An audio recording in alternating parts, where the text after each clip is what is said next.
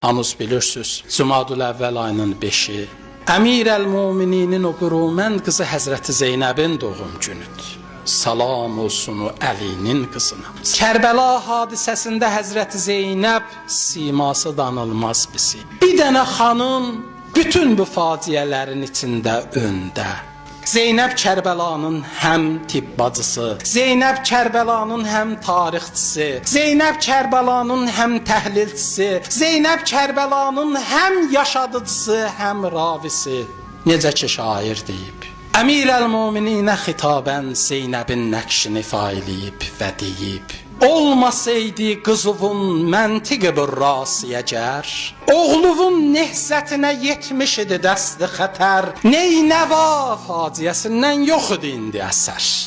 Əgər əsər var Zeynəb xətrinə, Zeynəb zəhmətinin nəticələridir. Bir xanım ki, Allah Rəsulü ona seçdiyi ad atasının zinəti idi. Amma Zeynəbin həyat tərzi bunu sabit elədi ki, Zeynəb nə tənha atasının, ümmətin, millətin azadlıq uğrunda hərəkət edən millətlərin zinətinə təbdil oldu.